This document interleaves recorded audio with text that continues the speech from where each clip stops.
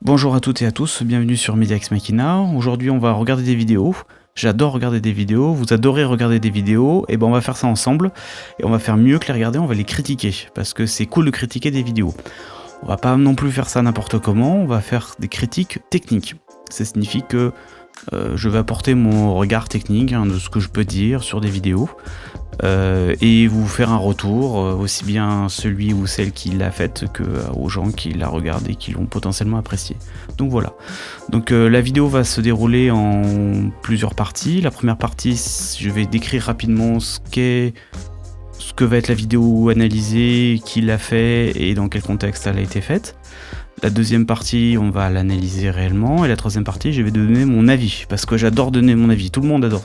Moi, j'aime beaucoup donner mon avis. Donc à la fin, je donnerai mon avis qui sera forcément biaisé, faux, erroné, exagéré. Je ne sais pas. Vous déciderez vous-même à la toute fin de la vidéo. Donc voilà, donc bon visionnage. Et aujourd'hui, sans plus attendre, nous allons basculer sur la chaîne de Stardust de Vincent. Pour ceux qui ne connaîtraient pas encore la chaîne de Stardust, eh bien Vincent, en compagnie de son chien Kibo, va vous parler d'espace et d'aviation. Beaucoup d'histoires sur ces thèmes et toujours une grande passion de parler de ces sujets. Il réalise plus rarement des documentaires comme EVAA. Là pour le coup, il a réuni une petite équipe avec lui et j'imagine du budget pour tourner sur place. Aujourd'hui, on va parler de ce documentaire EVAA. C'est l'équipe de voltige de l'armée de l'air française. Pourquoi ? Parce que cette vidéo est super propre et super chouette, c'est la musique, les images, le texte, on passe vraiment un bon moment. On se rapproche ici d'un documentaire de télévision, alors analysons-le en tant que tel. J'ai quelques petits points à dire, rien de méchant, hein, je vous rassure. Hein. Essayons de voir les petites choses qui auraient pu être améliorées ou corrigées. C'est parti. Ah oui, juste un truc, sinon avant de vraiment démarrer dans le vif du sujet, je fais un peu cette vidéo à la volée, hein, donc je vois, je commente, voilà, donc je vais parler mal, je vais faire des tics de langage, ça va être juste horrible, mais on va très bien s'en sortir, j'en suis sûr. Tout d'abord pour commencer, la vidéo en question fait 39 minutes et 40 secondes et une vidéo sortie directement sur YouTube en 4K, largeur en 4K, avec une hauteur de 1600 pixels, donc un rapport de 2,40, ce qui est pas totalement... ce qui est plutôt rare, et produite en 29 images, 29,97. Ça par contre, je suis un peu moins d'accord sur ce choix-là, je pense que j'en reparlerai un peu plus tard. Pour le reste, rien de très très extraordinaire là-dessus. Donc c'est une vidéo du type documentaire avec une voix off, des images d'archives qui parlent d'un sujet, qui retrace un sujet sur son histoire et qui parle aussi bien du passé que du présent. Il y contient des interviews, des extraits, et aussi un petit peu de témoignages personnels. Donc ce qui peut être intéressant, j'imagine, en tout cas c'est aussi pour ça que je fais cette vidéo moi de mon côté, c'est d'analyser cette vidéo sur un regard de télévision, plutôt. Considérons cette vidéo qui pourrait être éventuellement diffusable à la télévision, qu'est-ce qu'on pourrait en dire d'un point de vue technique. Pour les trucs un peu chiants, première image au bout de 2 secondes, premier son qui apparaît en fondu dès le début du fichier relativement rapidement au bout de 8 secondes, donc un démarrage très lent et très progressif, voilà, directement sur des vidéos en prise de vue réelle. Et fin du fichier, un extrait un son off, 39-30, dernière image, en fini au noir, et oscillant directement à peu près à 39-30, voilà. Donc histoire de se laisser un petit peu de temps pour, j'imagine, l'habillage YouTube de fin de vidéo, de proposition d'action sur d'autres vidéos. Et l'on va donc commencer. Ne vous préoccupez pas des petits nombres qui diffusent là-haut, c'est des mesures d'audio, de loudness audio. Et ça c'est le graphe d'historique du momentary. Et là c'est le curseur de la phase audio. Donc la corrélation de phase audio, mono et stéréo. Pour des raisons de droit d'auteur, de droit à la musique, Vincent utilise Audio Network, je crois, de mémoire sur sa musique.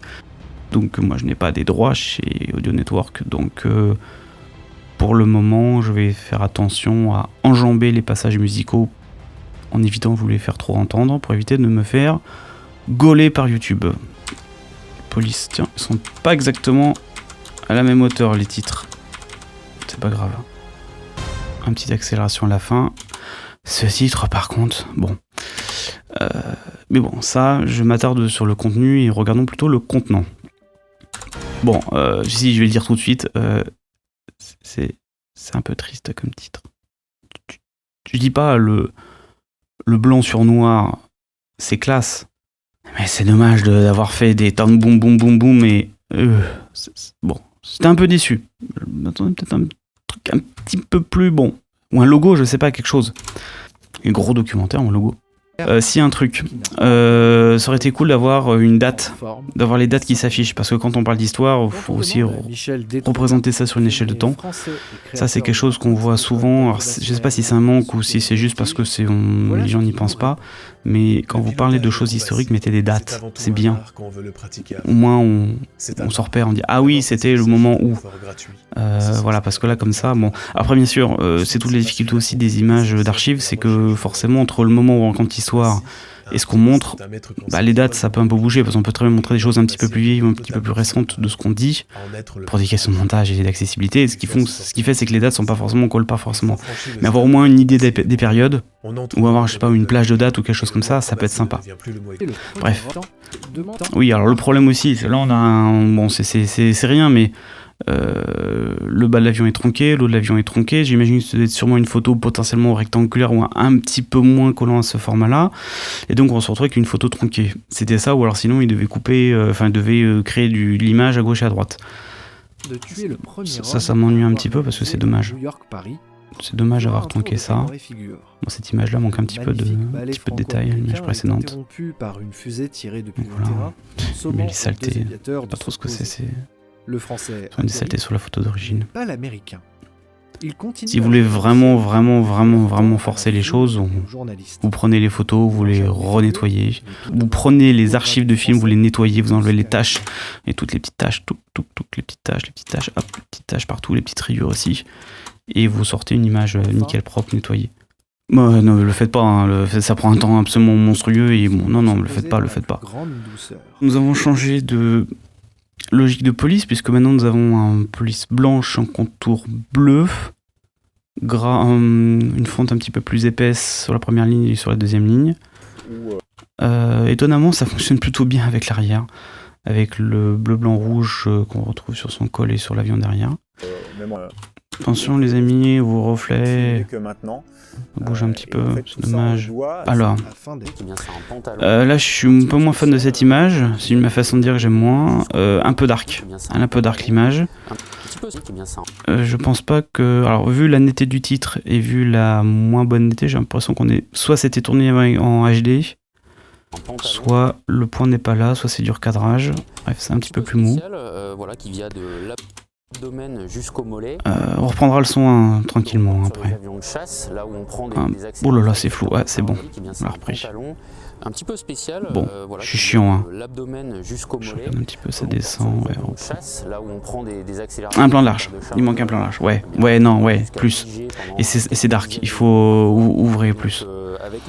Un peu de lumière parfois, ça peut aider. Mais bon, un petit peu, hein, vraiment. Le code à rester. C'est à peu près tout ce qu'on aura de commentaires sur ce qu'il a ressenti pendant d'être dans un avion de voltige. J'aurais aimé un retour, un facecam, quelque chose où il dit ce qu'il a ressenti. Comment il s'est senti dedans. Oui, un retour. Il a vécu quelque chose d'incroyable. Officiellement reconnu par la Fédération aéronautique internationale. Qu'est-ce que ça fait d'être dedans ? C'est dommage. Ça, c'était tourné en HD, tourné en 4K, en rapport 16:9, donc on a là et là des choses qu'on a pu, puisqu'on a capé l'image, et voilà. Et donc là, là, on n'a plus la tête. Et là, c'est les pieds qu'on a perdus. Et oui, quand on fait un cadre plus serré, ou quand on fait du recadrage en post-production, c'est chiant, exigeant. Le monsieur, il n'a plus le pied. Alors, la caméra est peut-être un peu trop bas. Le monsieur, il parle un peu au-dessus de nous. Je pense que... Alors, ce monsieur est grand, soit la caméra est peut-être un peu trop basse, soit le cadre est peut-être un peu trop petit. Mais là, on est légèrement plongé, légèrement contre-plongé, pardon. Et bon, je sais pas. Je suis sur des détails de merde. Hein. C'est vraiment des trucs. Vous avez le droit de me dire, connard, ferme ta gueule. Oui, c'est pas de souci, pas de problème. Je suis chiant. on a parce que la vidéo elle est bien. La fédération, les mêmes pour tous les... C'est net, c'est bien. Chaque concurrent construit... Ce monsieur sera heureux de savoir qu'on voit bien ses rides de front. Je trouve cette image assez hallucinante, de ce cadre, de cette caméra qui compense la bulle automatiquement. Et mais c'est bien, c'est bien, c'est visuel. Moins 19 LUFS, dis donc, ouais, c'est pas beaucoup. Hein. Pour être un petit peu plus fort. Bon, on en reparlera. Bon, maintenant, ça, tout, ça. Un peigne d'entrelacement, c'est moche, ça se désentrelace. Avec le bouton des entrelacements. Utilisez le meilleur algorithme que vous avez sous la main, essayez. Bon. Ce genre de choses se voit quand on regarde l'image en plein écran. Et quand on prend un peu le temps de regarder les choses et quand on est habitué à la voir. Moi, je vois que ça parce que voilà, c'est mon boulot aussi hein, de voir ce genre de choses. Mais c'est vrai que bon, ça m'arrache un peu les yeux. Toujours à peu près le même rythme. Par quoi c'est causé image tournée avec des équipements SD ou HD entrelacés, donc des caméras de télévision HD ou SD entrelacées, qui ont été directement rétroportées en progressif directement sur le programme sans avoir passé l'étape de désentrelacement. Les logiciels de montage sympathiques le font tout seuls quand ils détectent que l'image était entrelacée, qui sous-entend que le fichier vidéo a été tagué comme étant entrelacé, qui sous-entend que la personne qui a fait le fichier vidéo l'a fait correctement. Rien n'est garanti dans toutes ces étapes. Donc on peut se retrouver en effet avec une image avec des effets de peigne. C'est dommage. C'est un bon petit défaut technique. Ça en télévision ça passe pas. Très clairement c'est non, ça va pas. C'est pas assez bon. Ça c'est un défaut technique. Moins 19 élu, je regarde un peu le son. Un peu faible. Bon, on regardera un peu sur le son, il y a 2-3 petites choses à dire après sur le son. On passera tranquillement derrière. Un peu sombre. Tout ça c'est un peu sombre. Je sais pas si ils ont appliqué une lutte, une correction colorimétrique d'image en particulier ou si c'est quelque chose qu'ils ont fait à la main, mais nuages, on va dire, là on visiblement vu le soleil, on a l'air d'être plutôt en fin de journée. Pas mal de nuages, on a une lumière assez directe sur le bâtiment. Maintenant, c'est vrai que la lumière est un peu crue et c'est vrai que remonter un peu les bas niveaux est un petit peu intéressant. Je pense qu'il y avait un petit peu à gratter pour récupérer un peu ces arbres noirs. Ouais, c'est un peu sombre. Après, je dis pas, hein, le problème des drones, c'est que ça a tendance à faire un format de fichier difficilement étalonnable, pour ne pas dire pas du tout étalonnable. Je viendrai un jour sur tout ça dans une prochaine vidéo. Et ça limite, bon, ok, pourquoi pas, mais le problème derrière, c'est que lui il était aussi en exposition automatique, la plupart du temps, et donc il va chercher à exposer les hautes lumières, il va essayer de l'arriver à les contenir, les hautes lumières. Malheureusement, les basses lumières, ça dégage. C'est le souci des drones, des petits drones, on va dire. Petit drone, une extension, des gros drones qui portent des raids, hein, bien sûr. Voilà. Mais je pense pas que ce soit une raid dans un drone. Je pense pas qu'ils aient eu les moyens de s'offrir ça. Alors, un étalonnage, ce qu'on pourrait éventuellement faire... Est-ce que j'ai ça? Hop, j'ai ça là-dedans. Bon, j'essaye juste, hein, voir ce qu'on pourrait faire avec ça. Hein. Ça serait volontairement moche, hein, juste avoir une petite idée de ce qu'on peut éventuellement faire,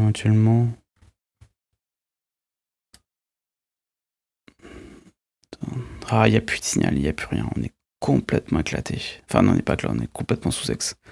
Ouais, donc autrement dit, ouais, on a perdu nos arbres.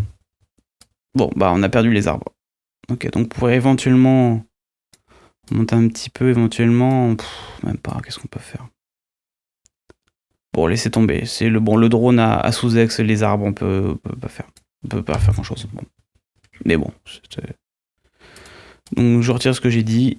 Vous avez fait ce que vous pouviez et c'est très bien quand même. Une femme, la première dans la vidéo et la dernière dans la vidéo. Je crois que c'est la dernière dans la vidéo. On n'en reverra plus d'autres derrière. Je pense potentiellement que ça manque de femmes. Il y a des femmes en voltige. Il y a un jeu certainement même qu'il y en a en France. Enfin, il n'y a pas de raison. Ça aurait été cool d'en voir une. Juste pour dire que oui, il y a aussi des femmes dedans. Ils sont pas entre couilles. Il y a aussi des meufs dedans. Et les meufs aussi, elles font des trucs géniaux. Et ça aurait été bien de le voir. Bien sûr, oui, on le sait. Mais c'est mieux de le montrer. ça manque de femmes un peu. Alors, ça donne aussi un peu ce ressenti un petit peu de reportage un peu sec, enfin de documentaire un peu sec. Sous-entendu que là, on a des gens qui nous parlent de choses, qui font des choses, on les montre. C'est bien, très intéressant. Et donc, par rapport à ça, ils font la voltige, c'est chouette. Et donc, quel est le but de la vidéo? Qu'est-ce que la vidéo veut faire passer comme message? Qu'est-ce que nous, on peut faire? Il y a déjà quelques questions qu'on peut se poser. Bon, la première déjà, la présence des femmes en voltige. Ça, c'est une question. Alors peut-être qu'à un moment donné, ça a peut-être été évoqué rapidement, mais en voir, ça aurait été bien. Bon, ça, c'est un premier point. La deuxième chose, c'est que qu'est-ce que nous, on en fait de cette vidéo? Au hasard, un gamin, il veut faire pareil. Il veut devenir, il veut faire ce métier-là. Qu'est-ce qu'il doit faire? Je sais pas, j'ai envie de me poser mes fesses dans un avion et me faire secouer dans tous les sens comme Vincent l'a fait. Qu'est-ce que je peux faire? Est-ce qu'il y a des sous à donner à quelqu'un? Est-ce qu'il y a des trucs à acheter? Est-ce qu'il y a des trucs à visiter? Est-ce qu'il y a des événements bientôt? Est-ce que...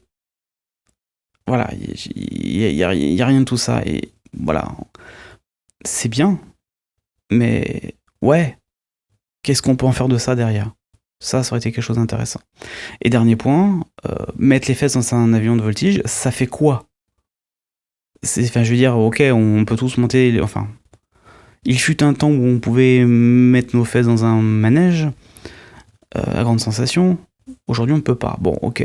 Mais par rapport à ça, par rapport au fait de foraine, qu'est-ce que c'est, un avion de voltige? Est-ce que c'est une torture? Est-ce que c'est génial? Est-ce que c'est un truc incroyable? Est-ce que ça vous défonce? Voilà, je sais pas. Je sais pas, ça aurait... J'aurais aimé un retour, hein, pas un retour. Bon, je vous dis pas, ce défaut, on le retrouve aussi dans Villebrequin. Hein. Beaucoup de vidéos de tests, à la fin, c'est bah merci d'avoir regardé cette vidéo. Alors que le retour, qu'est-ce qu'ils ont ressenti, c'est bien aussi, en fait. Parce que ça nous aide aussi à nous projeter, à nous dire, ah ouais, c'est donc comme ça que c'est dedans. Et nous allons maintenant parler de son. Nous allons parler pas mal d'images. Et nous allons regarder un petit peu ce que l'on peut dire sur le son de cette vidéo. Donc en haut nous avons piste gauche, piste droite de la forme d'onde, en bas nous avons piste gauche et piste droite du spectre audio, et nous rajoutons par-dessus un petit mesure de loudness. Voilà, amplitude pic, donc moins 0,28, moins 0,29, donc le pic est vraiment fort. Il se trouve où? Il se trouve ici.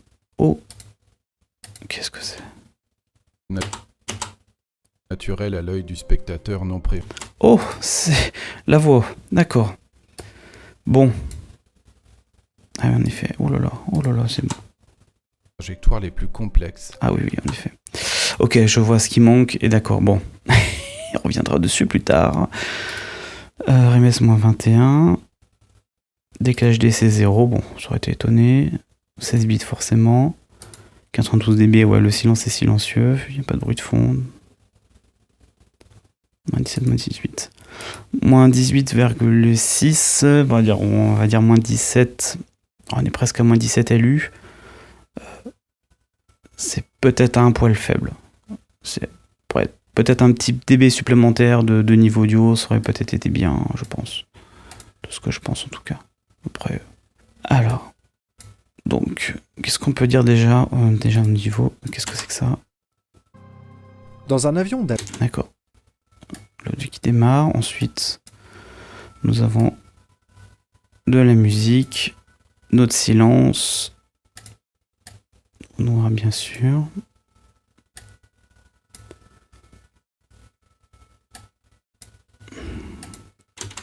Qu'est-ce que c'est? C'est toujours la musique, hein, ces lignes-là. Il n'a pas d'utilité pratique. Ensuite, parce qu'il n'a pour... Ouais, c'est la musique, c'est une note continue. Alors là, on peut remarquer que les basses fréquences but essentiel que la recherche ont été en dessous de 50, ouais. Ainsi, ça a été correctement été filtré. On voit bien la zone ici, en dessous de 100 Hz, surtout quand on est en zone des 50 Hz, ça a bien été filtré. La voix, je vous en supplie, filtrez-la. Filtrez tout ce qui est en dessous de 50 Hz, voire même un petit peu plus. Mettez pas forcément un filtre violent, mais filtrez la voix, je vous en supplie. Et je vais vous le dire et le répéter autant de fois qu'il y en aura. Tant que j'en verrai, je vous le répéterai. Qu'est-ce que c'est que ça? Devienne l'organisatrice officielle Un du petit peu de World basse fréquence qui Aerobatics remonte. Championship, toujours disputé aujourd'hui. Alors, on le récupère maintenant. On voit que maintenant, je pense que la voltige, D'accord, bon. que ça soit au sein de l'équipe ou... On a en peut-être équipe de des... Ouais, France, les basses fréquences sont un petit peu plus fortes. le niveau... Bon, pareil, là, il peut-être un petit filtre audio qui manquerait léger sur ça. Le reste, ça me paraît bon. Bon, voilà. On peut constater en termes de dynamique, notamment au niveau des formes d'ondes, elles sont plutôt pointues. On n'a pas de tube. Donc ça veut dire qu'on a eu plutôt une grande dynamique. Ce qui n'est pas désagréable. Peut-être même que la dynamique est peut-être un peu forte quand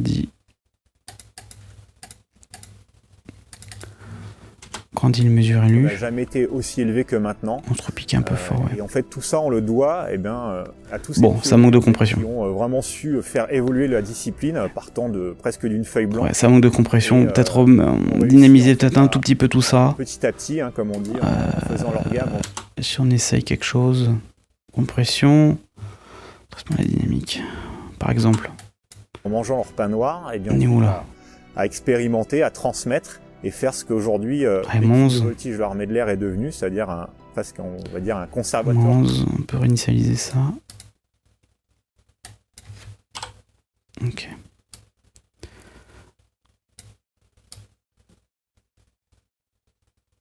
On va se mettre là.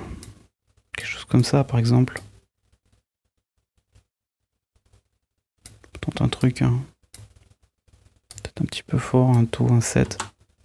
Du pilotage, mais également la voltige française, où maintenant on est une des nations qui est vraiment sur le haut du podium, le haut du panier, avec vraiment des pilotes d'exception. Par exemple, bon, il y a sûr la musique avec un qui va venir avec. Limite. Celle de l'avion, bien sûr, mais également du corps du pilote.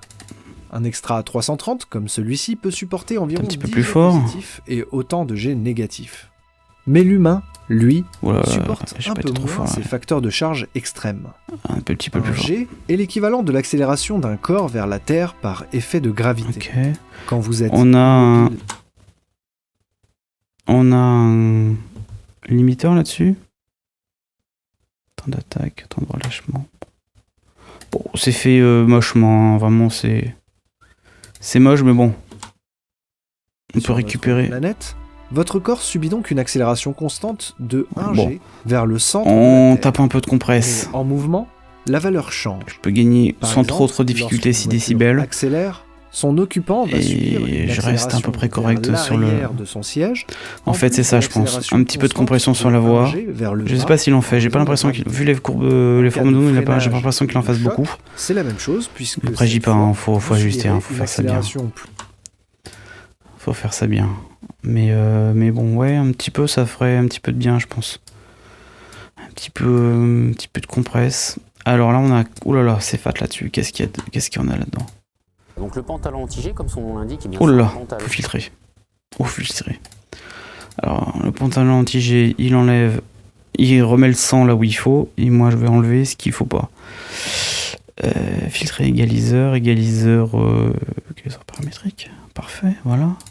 Alors, je dis qu'il faut faire. Là, je le fais. Boum. Par exemple. Fais ça. Ouais, gain, faut vraiment l'enlever. Un truc un peu plus raide.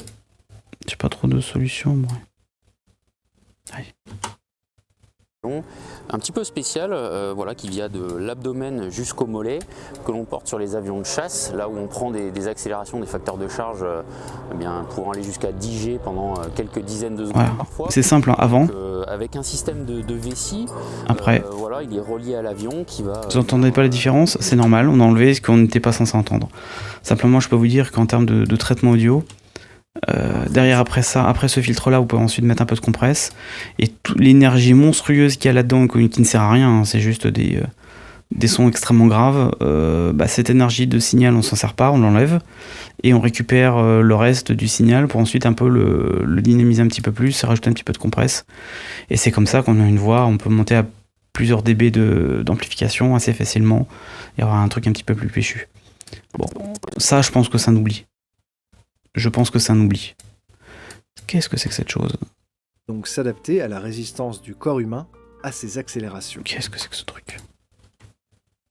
Et ces Qu'est-ce que c'est figures, pas parfois imposées en Qu'est-ce que c'est que cette barre? doivent être On est où là? On est là, on est à 59 dB, 47 dB. On a 50 dB là. codifiées. Qu'est-ce Beaucoup que c'est de que ce gens signal? qui ne connaissent pas l'aviation. Ah puis il maintient, oui, il est là. Bon. Mais ils ne se rendent pas compte que pour réussir ce spectacle qui les amuse en les faisant frissonner. C'est quoi? le Bon, pilote je sais est pas trop ce que absolument c'est cette chose. Et que lui ne frissonne pas. Bon, pour il y a un coup de filtre qui manque là, je pense. Là, il y a du filtre qui manque, il revient ici lui aussi.